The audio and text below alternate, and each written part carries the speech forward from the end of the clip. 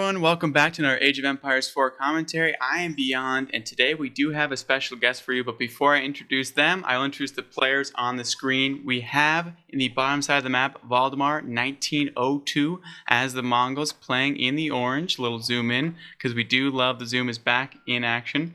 And across the map, in the purple, we have Eminem playing as the Rus. This is a high Conqueror matchup, so I hope you guys enjoy. And now to introduce our co-caster today, we have TenFourTim. Yeah, I am very happy to be here and visiting the Beyond section of Bed Bath & Beyond. Now, taking a look at both of these players and their spawns a little bit. I see your mouse hovering over the Mongols. Let's take a look at them really quickly. Look at that spawn. You got a nice little gold mine right there. The Uvu's right next to it. A lot of the times for the Mongols, especially in Dark Age, if they get a spawn like this, probably one of the civs that are most RNG affected by spawns, don't you think? It's incredibly true. If you have a bad spawn as the Mongols, it feels so bad because your little Gurs are moving across the entire map trying to find something good. And if you can't get that gold next to those trees, it really does hurt. And that Uvu gets taken down a ton in early aggression civs like the Rus. Yeah, and you could see with that Uvu right next to the town center, he's going to put a pasture right next to it, which is just fantastic. It just means those pastures are going to crank out that mutton a little bit quicker than if they weren't by the Uvu. It just makes sure his food, his wood, his gold, his stone, that's as far as I can count, and I can only count to 4 beyond. That's all the resources that he needs. You know what? Speaking of counting, let's get into the stats for this matchup. We have the Rus versus the Mongols in Conqueror 3, or Conqueror and above. We have about a 55% win rate for the Rus over about 120 games. And then across every stat line, this is actually very similar, which is actually unique in this case with the stats. Usually the Conqueror one is drastically different, but in this case, the Rus versus the Mongols is a 54% win rate across 1.6 thousand games. So it does seem like it favors the Rus, but as we mentioned, the Mongol spawn is pretty nice, and also Valdemar is quite a solid player.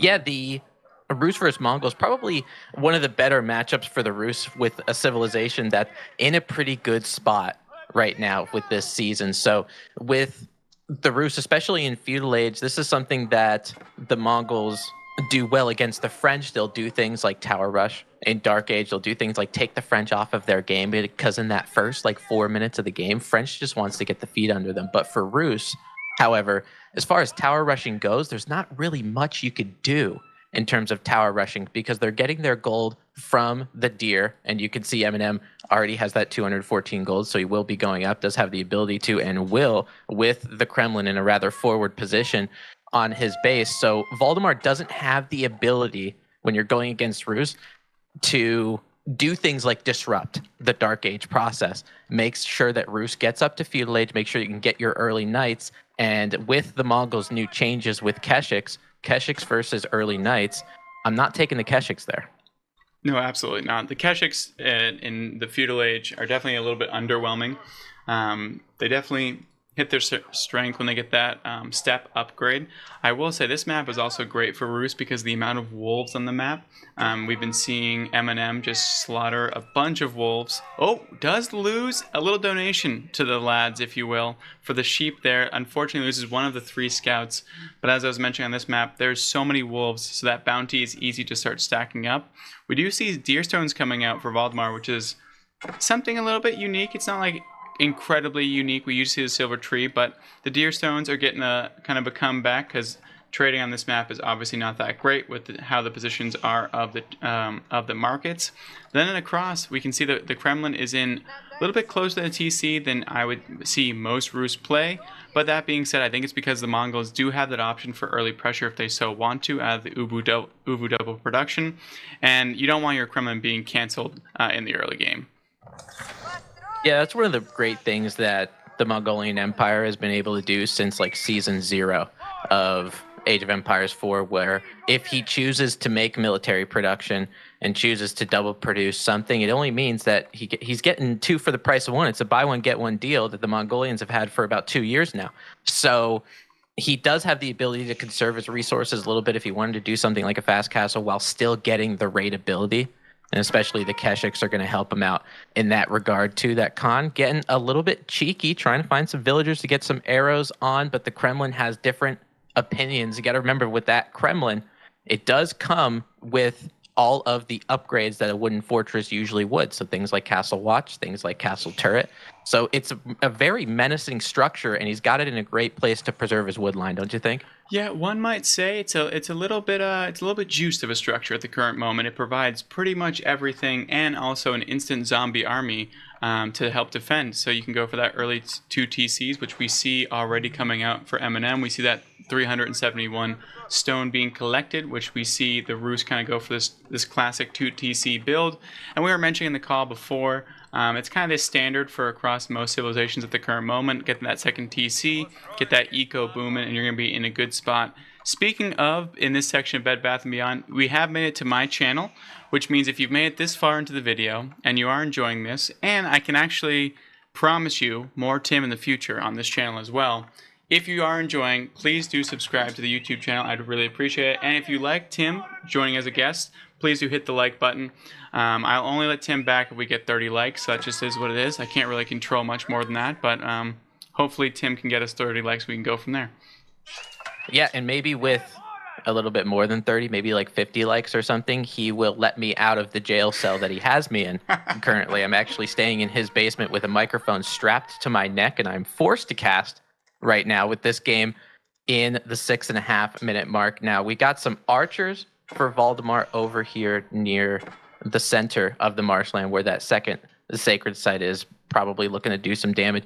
For the military count for Valdemar, he's got 5 archers, he got 3 Keshiks. He's really looking to take it to Eminem right now, and he knows that Eminem does with some spearmen there. He's got 3 there, he's got a barracks already, 4th one's on the way. Valdemar with some fantastic micro with his Keshiks, just trying to pick off that one Vil before that town center comes up. But right now, beyond, it's 2 town centers to 1. So if this game keeps continuing and Valdemar doesn't do something, whereas add a second town center or really lay it on aggressively, game's going to get out of hand. Yeah, that's the Rus special. Pretty much any civilization that pops that second town center down, if you don't have something in the tank to kind of put some pressure on, we do see that one villager going down. And ladies and gentlemen, do not try that at home. All right, that split micro is for Conquer and above. If you're Conquer and above, go nuts. But if you're not, just focus back at home with hitting those villagers, hitting that Q button to make sure that you have your economy pumping up. But we do love to see that. And yeah, we're going to have to see something come out of here. We see a market actually making its journey. I think we're going to maybe see some trade here, Tim. Yeah, and I think that's one of the ways to combat a second town center, right? When there's a civilization that you're playing against that has some kind of economic stranglehold over you or some kind of economic prowess over you, you need to make sure that you're fitting the mold also. So things like your own second town center or +1 town center, things like trade, because that trade is going to operate like another town center for Valdemar because of how much resources he gets. And as far as how long it takes to develop, you might go so far to say with that second town center, they might end up paying off at the same time or thereabouts. Now, Eminem's starting to add a little cavalry. Do see early knights for the Rus, which is very good against Valdemar's composition. Keshiks, although they're good units, and they do have that vampirism trait where they're getting that +3 HP every time they get a hit in, they're still not as good as a knight. So having those Keshiks there, plus with archers, they're there as well. There's not really anything in his composition that makes me point towards any kind of knight deaths. Exactly. And also, it's one of those things, too, where Eminem's not going to go leave his town centers or his Kremlin. So that composition right there is not big enough to dive a town center or dive a Kremlin at this point in time. You did see that Valdemar's trying a cheeky little over the shot. I'm sure if anyone's ever played the English on ladder, this has happened to you where you're just minding your own business, chopping some wood, and then you see English long arrows come over the top of the tree line and absolutely wreak havoc. So this is just enough army to help protect, but as you mentioned, not enough to have map control, which is why we see the traders coming out. And actually, a little shout out to the devs. I know there's been lots of things going on around the game. Slow improvements, and we do have the gold available so we can actually see as casters, which is quite nice. Oh, I remember the dark ages of casting where you clicked on a trader and you couldn't see what was happening. You had to look at the market and zoom in when Zoom was available to actually see how much gold that you're getting. And you see a nice zoom in on that market as well. But Valdemar, this is something that he is doing well with, taking advantage of the map control that he has, right? I mean, if you're have a lot of the map, if you have 90% of the map like Valdemar does, you have to extract the resources that you're getting out of it. You have to extract the position, the advantages that you're getting from it, or the map control doesn't mean anything. So he can trade in the back. Now with that scout from Eminem, as you see taking a little bit of dagger hits from that scout, he knows that the trade is happening. So now you can see a lot of those units from the Rus. You have 3 early knights going over there towards that market on the western side of the map because he knows that's the point of attack. If he can stop the trade, he can probably stop Valdemar in his tracks. Absolutely. Valdemar does have 8 Keshiks though, so that will be enough to take out this little battalion over here if Valdemar does so choose to come and combat them. That being said, the market is not going to go down super quick, but those traders are super flimsy. They can get taken down quite quickly, so we'll have to wait and see if we see this orange mass respond quite quickly, and it's already on its way over. So Valdemar sees the threat, probably will lose 1 trader in the process unless they become professional NFL linebackers and take the perfect route to cut this off. But the quick math says that I think the Knights are going to get to this trader just in time before the rest of the squad comes and arrives.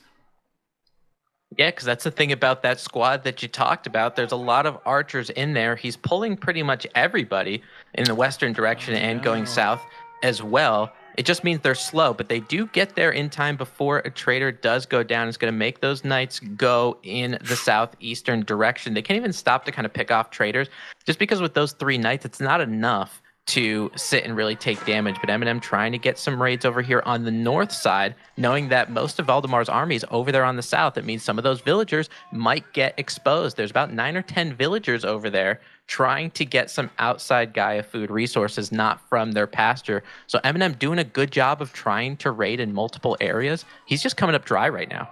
Yeah, he's tried his best. He ran into the trade line like he's supposed to do. He ran into get some other harassment. But Valdemar has 10 Keshiks on the map, so while the Knights are stronger, there's more Knights back at home, so this is actually going to be a very advantageous fight for Eminem if he's able to take it. But Valdemar, with the quick fingers, and it was able to pull those Keshiks back almost immediately. If they do meet in open combat, it will be the end of the spell of these. Oh, this is not the fight that you want. Eminem quickly pull back. You're going to lose a lot of those spearmen, and a lot of these Keshiks are going to cash in on the... We're going to see 1 Keshik go down for the price of about, I don't know, 7 or 8 units, which is never the price that you want to pay. A lot of purple dead over there. Actually, 2 Keshiks go down. You can see 2 horses laying there. But in the meantime, as we're talking about this, the trade is still up and about, and we still see more and more traders happening. We can see that Eminem is now moving out to the top-end side of the map to try to put a stop to it. But with this many spearmen as well, if Valdemar is able to get a nice engage, this could be the end of Eminem in terms of trying to put a stop to this trade. Yeah, I absolutely agree with you. I mean, Eminem, this is very good game sense by him because he understands what is kind of Valdemar's quote-unquote win condition at this point if the trade ends up going out. Now, spearmen from Valdemar are going to be trying to get some of these knights cornered. It looks like it will stop the knights, but those spearmen are going to go down if Eminem decides to take this fight just because of how many spearmen there are. All of them do go down. You got some archers. You got maybe a Keshik there, so we might be seeing a waypoint based on Valdemar's military production. He might end up trying to preserve that as much as possible. Now, for the Mongols, I think something that could really help him here if he has the ability to, some outposts. You know, do you have deer stones? You have the ability to have the YAM network for all of these military units. Might be pretty advantageous for him, but as beyond just hovering over saying, please, Tim, talk about this. I'm sorry about that, guys. My dog lost his mind because the FedEx delivery man came to our door. So we will get going right away. Here we go. And Tim, you take it away again. I forget what you were saying because it was a loud bark, but I'll edit that out. Yeah, I mean, that's okay for the dog. Usually for FedEx, it makes me go absolutely rabid when I see the mailman as well. Now, Valdemar going into Castle Age, going to be using the curl tie. That trade paid off just a little bit more that he needed to get up to Castle Age. So we're going to see some Castle Age units. Now, Castle Age Keshiks are going to do a little bit better to those early knights instead of feudal age Keshiks. And you can see Eminem, just because of how much those knights cost, not there at all. trying to take a little skirmish over here. Eminem has a 1-1-1 composition. I do see there's 12 militia also, like probably rounding up the back over there on the north side. But Eminem, he has the military mass. He really wants to take it to him. Yeah, Eminem is taking his advantage. I don't know if he scouted that curl tie or not, but just figured he might be going up to that castle edge just due to the trade. And they are going a full-on engage. These catchers are trying their absolute best to deal damage back and forth. We see now that Eminem has started to prevail in this fight, but Valdemar does ding that castle edge. So if he can get retreat these troops under the safety of that town center, he can begin to get those upgrades that would be needed, which would turn the tide. We see the gremlins have been pulled as well, so Eminem was going all in on this one, just to do as much damage as humanly possible, sending the gremlins over here, which are going to get a lot of good value, actually, because they're going to be on the Keshiks, which might take down 1 or 2, which is going to be great for them, because obviously they're essentially free. Yes, they cost some food, but that's about it. And now we see that Eminem is now in on the trade line, doing a lot of damage, but Valdemar will be here quite quickly, and he will be having those Castle Age Keshiks are now online. Yeah, so if Valdemar actually gets the military mass up, and Eminem knows that that's one of the things that can help Valdemar in the Castle Age. So he's trying to do the best he can in terms of raiding. Obviously, he's raiding the trade over there on the western side. Valdemar pushed out a lot into these marshlands, trying to get some of these shoreline fish, which is really good for food economy. Not so good for the villagers' lives, as they will have to go into the outpost. Eminem also going to be going up with the high trade house, and it looks like it's going to be there in the northern corner as well. And you're taking a look at Valdemar's markets. Obviously, having a market in one place is good. Having a market in 2 places, you got to split. Eminem has to split his army in all kinds of different directions just to make sure there's no trade. So smart play by Valdemar there.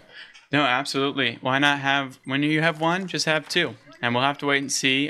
What Tim, predictions on high trade house value over here? What are we thinking? I'm thinking like 140. As a Ruse player, I probably should get this kind of close to correct. I'll say 120, 118 is going to be something. Probably it does take about a minute or 2 once it actually gets to Castle Age. But we'll check back later. Hopefully, everybody in the YouTube comments made a comment before we see the high trade house. Look at all these traders. This is looking spooky though for Eminem. This many traders, and we might have a full-on engage. We see the curl tie is being put up out front, the Ruse's base, and we see a lot of steppe lancers. Veteran Keshiks are moving forward. We can see that now there's a full-on engage. The villagers are retreating. Gremlins have been called. We're fighting underneath this Kremlin, which is not good at all. The curl tie is actually not up for this fight. It finally moved up and about. Valdemar has a lot of units, but not nearly enough at this point. With those Kremlins helping out, we see archers are taking the step forward to try to tank and get in on those other squishy archers. We do see a lot of these Kremlins now getting surround on the back end side. The Keshiks are dealing as much damage as they possibly can. And this actually might be a decent trade for Valdemar just because he has this fully established trade network in the back end side. So just doing some damage would be pretty advantageous for him at this point. Yeah, I mean, he can definitely replenish, right, with the gold that he has. I think for the MVP of that one, definitely those militia. Some of them still alive. Their health, or their time, I should say, on the battlefield got reduced from 80 seconds to 65 seconds. So their clock strikes midnight just a little bit quicker. But beyond one thing I'll say about Kremlins is even though they're temporary, the damage they deal lasts forever. You're not wrong. It sounds like a wonderful love story that was about to be started. And it sounds like the perfect opening for a Hallmark movie. But this curl tie has decided to set up shop next to the immovable object known as the Sacred Site banner. One day that will go see-through. For now, not so much. We have the Keshiks are now moving in on these lonely little archers. They've almost looked like they've been forgotten about, which is something that you'll quickly get cleaned up for. And we have some crossbowmen in the back end side. But just how good is this Kremlin for defense? Because honestly, if that thing wasn't there with those Kremlins popping out, I don't know how they would have made that hold. Yeah, I mean, it's a little bit of the Kremlin as a structure, and it's a little bit of what it spits out. Exactly. Fighting under the Kremlin with the militia there, it makes it an almost immovable object, you know? So hopefully when Valdemar does decide to go in a different direction and push in a different direction, maybe he'll go away from the Kremlin and maybe go more western, maybe go more eastern instead. High Trade House 178, you got me. Sorry. I mean, You I nailed was it. closer, but I was not. I was not nailed. I got a little bit close, but that's about it. The curl tie is now going up out front. We have the Keshiks are going to be moving in on these crossbowmen, but this is a pretty spooky force to try to dive, especially with this a fully stocked Kremlin on the back end side. Only 2 in the units right now, but I'm sure they'll pull a few villagers out when they need to. This curl tie is trying to get good value, but Valdemar is finding a hard time making the damage stick, or at least finding a nice spot that he wants to engage in. I wouldn't be surprised though if they start to swoop into this tree line, because that is a lot. 25 villagers hanging out over there. If I was Eminem, I would definitely move those bad boys back over here. But for now, they're staying in harm's way. We do see the warrior monk getting away with a few of these relics as well. Yeah, I think you're starting to see the suffocation effect of what Valdemar is doing in terms of map control. And you probably will see it in the next few minutes because Eminem's gold mine over there on the north side of his starting town center is about to run out if it did not run out already. It looks like it just popped in rather perfect timing. So he's going to have to go and get gold somewhere else. Even though the high trade house is going to help him, maybe it won't be enough. But Valdemar decides to take this fight. He does have the ability to replenish because of these trades. Keshiks, I'm seeing some men-at-arms. I'm seeing some spearmen up there as well, trying to make the front line.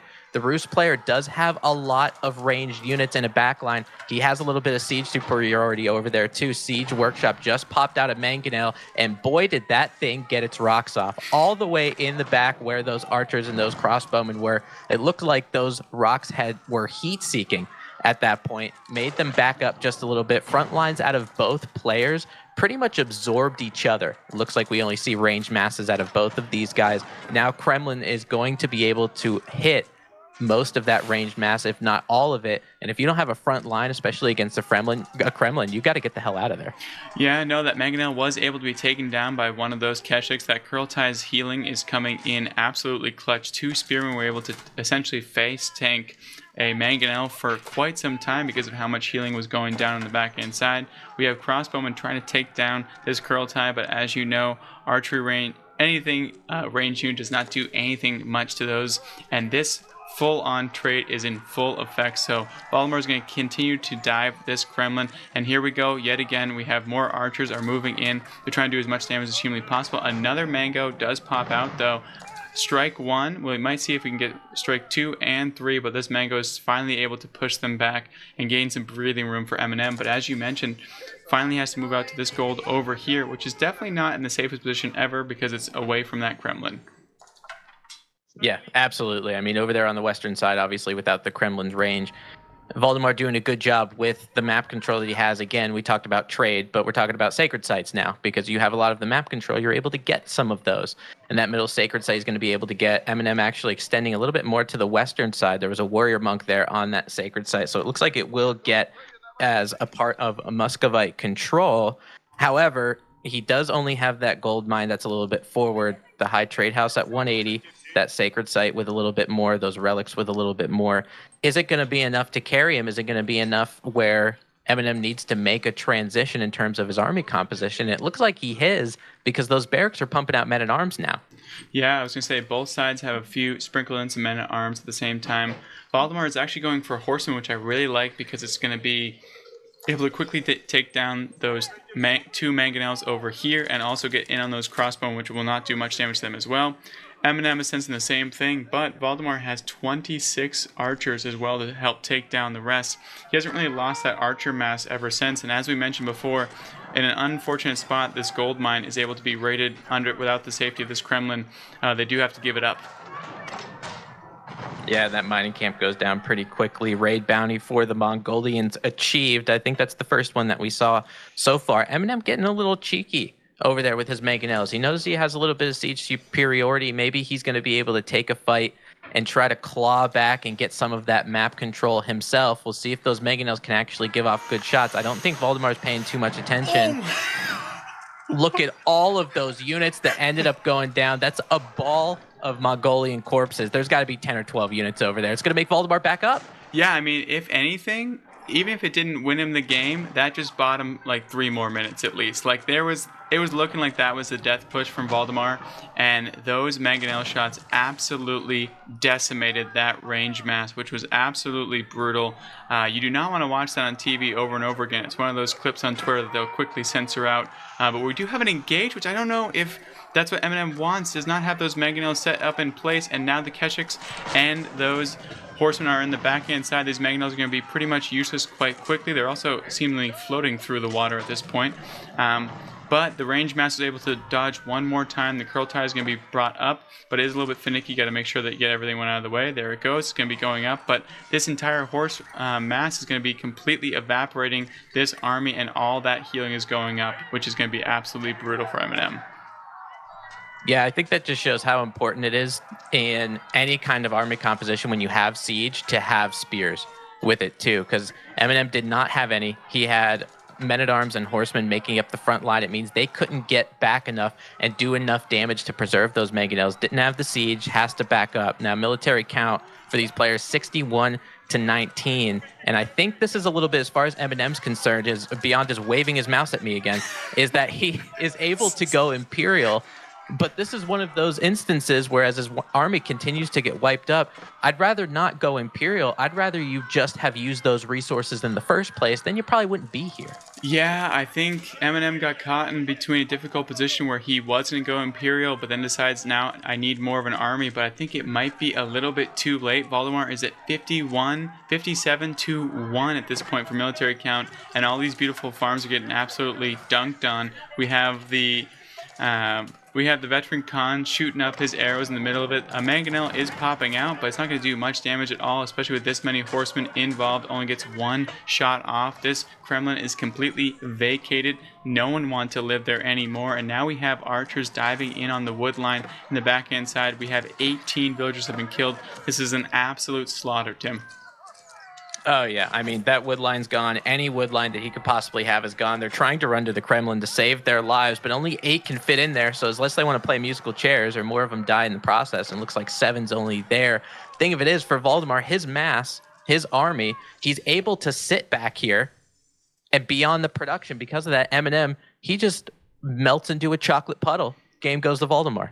It's a GG's. A great game showing you the power of trade, and also the power that how you beat 2 TCs, especially as the Mongols. I know a lot of you are Mongol players out there, so that definitely follow that build guide for sure for Valdemar. Just want a big thank you to Tim for stopping by. We'll definitely have him on again. Even if we don't hit the likes, if you've made it this far, you'll get the true. He's going to come on regardless. As he mentioned before, he's kind of trapped. He doesn't have a choice. I'll be recording more with him this weekend. But if you did enjoy the video, you did enjoy Tim hopping on, please do subscribe and leave a like. And yeah, Tim, you want to say goodbye? Yeah, I mean, obviously, thanks for having me. And now that I have casted a game, I'm allowed to eat today, right? Absolutely. You can definitely go eat. I'm not going to pay you, but besides that, you can definitely eat. Sounds good. Thanks for having me, my friend. Yeah, see ya. Have a great night, everyone.